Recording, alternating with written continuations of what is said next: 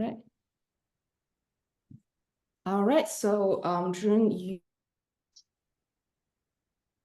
The Coup, table read for Imagine This Women's International Film Festival. Interior, bathroom, White House, day. Sitting on the toilet, Kamala watches a video on her phone. On a world map, every country is represented by a photo of their leader, 95% male. The photos are flipped, one after one, replaced by a female leader, until the photo of Joe Biden flips too, replaced by one of Kamala. Kamala stares at her own image under the American flag. A beat. In the background, the female chanting grows louder. Interior, bathroom, secret headquarters, Scotland, day. A pale hand wipes across a steamy mirror, reveals Moon's bony body. She's only wearing a bra and undies. Her hand traces the lines of her protruding ribs, then stops on a nasty scar on her left hip. Exterior, open field, North Korean border, night, flashback. Under the moonlight, we see a young Moon, 15 years old, running for her life. A pack of dogs chase after her, barking. Young Moon trips over a rock, falls to the ground as a dog catches her. She opens her mouth to scream. Cut to interior, operations room, secret headquarters, Scotland, day. Loud female group chanting. Agents sit in a circle, humming and chanting with Bertha, who's in the center, surrounded by scented candles. Agent Kazumi bursts into tears. An agent next to her hugs her close, comforts her. It's okay, let it out. A couple more women start sobbing. We grieve for our bodies, our land and possessions controlled by the men we created. Our unvalued labor that goes into feeding our children who were sent to war without our consent. The chanting grows louder. If we can't stop grieving, then let it be the strongest weapon we carry to defend mothers, sisters, and brothers, daughters and sons, and let fathers retire. Let them retire. Let us inspire. Let us inspire. Interior, simulation room, secret headquarters, Scotland, day. All of the computer screens are busy. Moon is coding like crazy. She types feverishly. We received a lot of DMs on the subject of overthrowing the patriarch in the digital age. On each screen is live security footage of empty financial trading offices. We zoom in on one of them. Interior, Goldman Sachs office, Wall Street, day. The office is empty on a Saturday.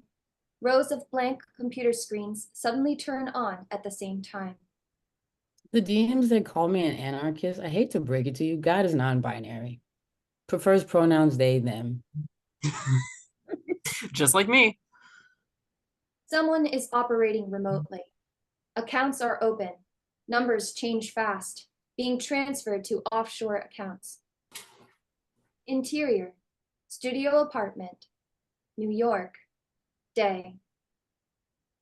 The room now is very smoky. Debbie and Angela are still recording. Debbie scrolls through messages on her phone. But we do have some real thinkers. Listen to this one. If we are serious about a global female takeover, what's the first step? Ooh, practical. Must be a Virgo. That's the spirit. What's the first step? Geez, where to start? Abortion rights, Reparations for domestic labor, equal rights in every aspect of life. Ugh, so much to do. Intercut with the following scenes. Interior, Morgan Stanley office. Wall Street, afternoon. Rows of blank screens all come to life. Numbers flashing. Soon enough, every computer starts to crash down. So much to do, yes, but to make sure we even have the power to start making changes, we need to control the two big M's, Two big M's. money and military. Those are big M's for sure. M&M's. Oh my God. Give us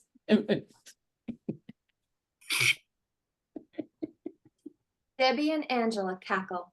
They are high as a kite.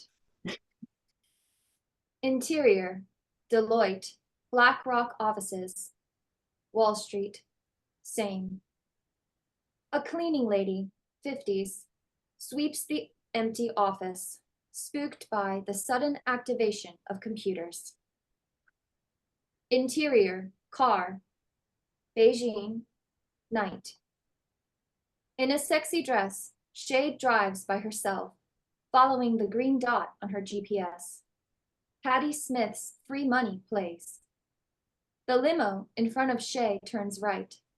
Shay follows suit. Interior, limo, Beijing, night. A driver, 20s, Chinese man, drives fast on empty roads. Through the rear view mirror, we see the diplomats laughing in the back seat. To friendship. To the future. They clink champagne glasses. Exterior, fancy restaurant, Beijing, late night. The limo stops in front. Jeff helps Wang Boyi out. Bod helps Amin. They stumble inside, already tipsy. Shay parks in an alley next to the restaurant. Exterior, fancy restaurant, Beijing, later. Leaning on the limo, the driver smokes a cigarette while scrolling on TikTok. A tapping of high heels approach. The driver looks up, surprised to see a pretty woman walking to him. In the sexy dress, Shay walks awkwardly. The driver looks obsessed. May I bum a cig off you? Sure. The driver hurriedly hands her a cigarette, lights it up for her. Shay takes a drag, smiles at him. Shay eyes the alley, then starts walking. The driver understands. He makes sure no one is around to see him, then follows Shay to the alley. Exterior, alleyway, Beijing, later. Muffled groans, a thump, a quiet beat. Shay emerges, already changed into the driver's uniform. She wipes some blood off her hands with the sexy dress. Shay lights the dress on fire, throws it in an empty dumpster. The flame is reflected in her watery eyes. Interior, VP residence, bedroom, White House, dawn. Kamala and husband, 50s, are fast asleep in bed. A sudden phone ring. Kamala picks it up. Yeah, She sits up, alert. I'm there. Everything okay? Kamala is out of the room. Interior, Oval Office, White House, morning. A room full of advisors and staff members argue over each other, faces red. It's a henhouse on fire. Kamala and Biden sit in the middle of the storm, brewing. Blackmail. I'm sure Putin will call any second to demand ransom. A Kremlin context in that involvement. You're just as stupid if you believe anything from the Kremlin. It's not the Chinese either. No worse from the Middle East or Europe. None of their organizations have this kind of power, hacking into every Wall Street firm simultaneously. And then what's your guess, smartass? It could be domestic. A sudden quietness. Kamala is lost in thought. Doesn't matter who's behind this, we need to figure out a way to open the stock market on Monday, or it'll be the end of the world, literally. Joe, what do you think? Joe, Everybody turns to President Biden, who looks like he's about to say something, but suddenly pants heavily, hands on his heart. Joe, call the medics. Interior, medical room. White House. Later. President Biden is fast asleep in bed. 5 top doctors around him. Kamala paces back and forth by the door. Dr. Weiss, 60s, steps out. Kamala approaches him with a concerning face. The president's condition is stabilized, but I'm afraid he can't work anymore. He can't afford to take any more emotional turbulence. Dramatic music starts. Kamala can't hear anything else but the pounding of her heart. Interior, Oval Office. White House. Day. Kamala opens the door. The heated discussion stops abruptly. All eyes on her. She takes a deep breath. We need to figure out a good story for the voters. The election is in 4 weeks. There's still 28 days, 673 hours, 40,320 seconds. A lot could happen. We need to replace him and put you on the ticket. There's no precedence for that. We could lose the whole election.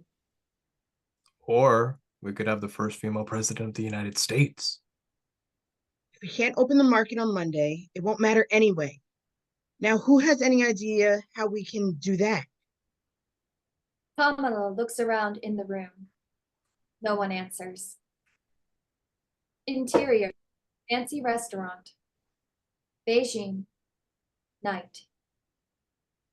Now disguised as the driver, Shay leans on the limo, smoking a cigarette while scrolling on TikTok. Jeff, Amen, Thod, and Wang Boyi walk out, drunk. Shay kills the cigarette, opens the car door for them. I talked to my buddy at the club. They arranged some nice young girls for us. Not any Muslim girls, I hope. Of course, you want variety, right? I got you. We have some blondes fresh from Russia. Jeff winks at Fod. Fod laughs, pats on his back. Shay grits her teeth, slams the door behind them. Exterior, interior, Safe Heaven Club. Beijing, night. The limo stops at a generic front gate deep in an alley. 2 guards open the door to a grand, lavish nightclub. Young women of different races sing and dance inside. Jeff and Wang Boyi guide Amin and Fod in. Shay follows them in a long hallway before she's stopped by a young blonde woman. Natasha, 20s, Russian. You stay here. Natasha will take care of you while you wait. Jeff, Wang Boyi, Amin, and Fod disappear into the end of the hallway. Natasha gives Shay a rehearsed smile. I'll show you a good time. Interior, private room, Safe Heaven Club, Beijing, later. Chinese pop music plays, lights spin. Natasha brings out a cocktail. Shay shakes her head. I'm the designated driver. This is not wine, but can make you feel just as good. It wears off in an hour. Oh yeah? Why don't you drink it and show me? Natasha sips at the cocktail. The room starts to spin. Interior, VP residence, bedroom, White House, day. Kamala locks herself in the bedroom, fishes out a VR helmet from her closet. She connects the helmet to her personal laptop, takes a deep breath, puts the helmet on. Interior, operations room, secret headquarters, Scotland, day. Female intelligent agents, still hard at work. Bertha is reading in the corner kitchen when Kamala's hologram shows up in the center of the bullpen, glowing. A beat. Kamala takes in the environment. A sudden applause from all the women in the room. They stand up, cheer at Kamala. Bertha emerges with her signature smile. Well, well, look who's finally here. Welcome, sister. Kamala smiles uneasily, waves at the agents. Interior, hallway, secret headquarters, Scotland, day. Carried by a self-driving cart, Kamala's hologram stand follows Bertha along the hallway. Kamala peeks into different rooms, amazed by the number of female agents working inside. We host about 500 agents in the headquarters. We also have command posts in every major city in the world. Every city? Every city with internet access. Wow. Kamala sees some pictures on the wall. She stops at one. It shows a woman in a crinoline dress giving a speech to a room full of people in 19th century fashion. This is The Seneca Falls Convention, the first women's rights convention in the US. New York, 1848. The movement started way before that, but was rarely documented. Bertha points at some of the other pictures of international women's conventions on the wall. The UN has organized 4 world conferences on women: Mexico City in 1975, Copenhagen in 1980, Nairobi in 1985, and Beijing in 1995. Hillary gave a speech in Beijing. That's right. And that was the last International Women's Convention. It's been 30 years. That's not true. The UN has been doing 5-year reviews of the implementation of the 1995 agenda since then. Review it behind closed doors and hope the ruling class do the right thing. Stop kidding yourself. Kamala falls silent. Based on the 2023 report, we are still 300 years away from achieving gender equality. That's another 10 generations of women living in fear, poverty, and ignorance. And the gap seems to get bigger and bigger. Achieving gender equality is a very complicated issue. You can't expect a quick victory by overthrowing any existing system. January 6th insurrection is a great example. I'd like to think we're smarter than that. Bertha opens a door at the end of the hallway. And more prepared. Bertha gestures for Kamala to come in. Kamala hesitates. Interior, VP residence, bedroom, White House, day. Still in her VR headset, Kamala steps forward. Interior, tea room, secret headquarters, Scotland, day. It's a cozy, well-lit tea room. Bertha and Kamala sit at a table. A beautiful woman, Mary, 20s, brings 2 cups of tea for them. Kamala tries to pick up the teacup, but her hand slides right through. She's still a hologram. What am I doing here? I can't drink this tea. I want to introduce you to Mary. Bertha gestures at the woman. Kamala smiles at her. Hi, Mary. Nice to meet you. Nice to meet you too, Madam Vice President. Mary is the first generation of embodied AI. Wow. I've watched Westworld, but it's still creepy to see one in the real life. Kamala inspects Mary from all angles. She's perfect. Mary is impressive, but I don't see how this can push for gender equality. Embodied AI is nothing new. Except this one can give birth. Bertha presses a button on Mary's arm. Mary's belly pops open like a door. Inside is an artificial uterus, just like the anatomy model, but more realistic. Kamala's jaw drops. Is this a joke? I know the technology is not ready yet. Not in countries bonded by strong moral and legal restrictions, but in China and Russia. The first batch of healthy boys have already been carried to full terms in state-owned labs. Kamala feels sick. Mary's uterus is more like a decoration for now, but the technology will catch up in a matter of years, especially after the BRICS summit. Artificial uterus is the next big agenda. Both China and Russia need a population boost to save its plummeting economy. That's insane. Someone has to stop them. Yes, you have to stop. I can't.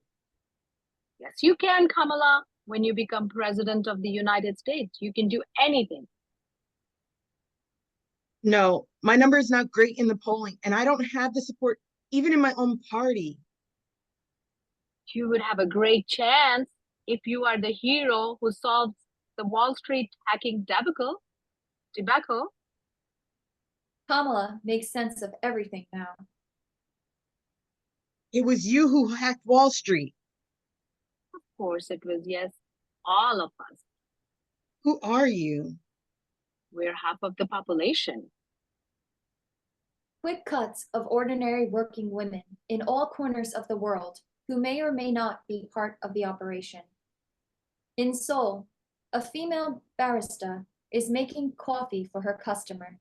She glances at a table where two men in suits are chatting. They seem important.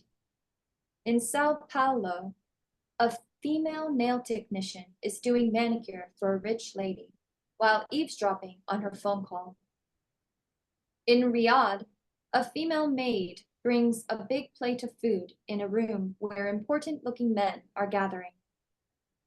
Cut to interior, tea room, secret headquarters, Scotland. Day. As we were. We would love to help with the Wall Street crisis if the first female president of the United States requires us to. A beat. Kamala seems to be convinced. Yes, she does. As you wish. With that, Kamala's hologram disappears. Bertha lets out a relieved sigh. Her phone rings. Caller ID shows Maria. Bertha picks it up. Hello, my darling.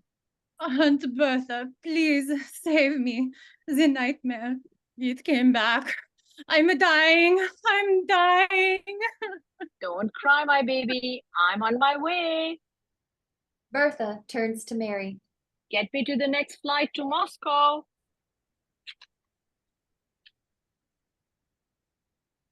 You got it. Interior, private room. Safe Heaven Club. Beijing, later. Music and lights distort. Under the drug influence, Natasha dances wildly, starts singing in Russian. Natasha sits on Shay's lap. Shay gently kisses her forehead, starts speaking Russian in a fatherly manner. How's the family, baby girl? Mostly dead. Any young ones? My son. They took him to Moscow. I can help you find him. No, no. They'll hurt him if I don't behave. I can help you. I swear. Really? If you do me a favor first. Natasha tries to take off her dress. Shay stops her. Interior, hallway. Safe Heaven Club. Beijing. Night. Natasha takes Shay through a secret tunnel to the back room, where the diplomats are meeting. Shay places the listening device outside the wall, listens. So we leave by the train. It's easier to cover our traces.